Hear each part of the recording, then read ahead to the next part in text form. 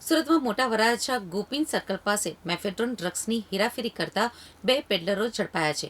ઉત્તરાયણ પોલીસે બંને પાસેથી 28.13 ગ્રામ મેફેડ્રોન ડ્રગ્સ સહિત 3.22 લાખનો મુદ્દામાલ કબજે કર્યો છે.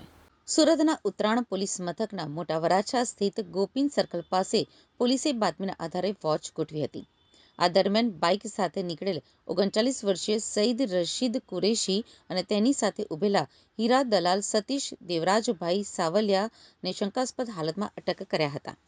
પોલીસે બંનેની પૂછપરછ કરતા સઈદ કુરેશી પાસેથી 28.13 ગ્રામ મેફેડ્રોન ડ્રગ્સ મળી આવ્યું હતું.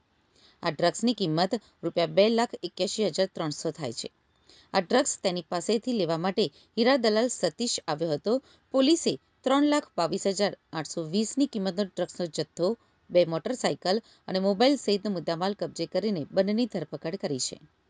તો મોટા વરાછાના રિવેરા પેલેસમાં રહેતા હીરા દલાલ સતીશને 28.13 ગ્રામ મેફેડ્રોન ડ્રગ્સના જથ્થાની ડિલિવરી કરવા આવેલા સાણંદના સઈદ કુરેશીની પોલીસે ધરપકડ કરી હતી. સઈદની પૂછપરછમાં ડ્રગ્સનો જથ્થો કઠોર ખાતે રહેતા રિયાઝ બોબાત પાસેથી મેળવ્યો હોવાની કબૂલાત કરી છે. હીરા દલાલ સતીશ અગાઉ મારામારી, જુગાર, લીલિયા પોલીસ મથકમાં પ્રોહિબિશન કેસમાં ડીસીબીમાં આર્મ્સ એક્ટ હેઠળ પકડાયો હતો.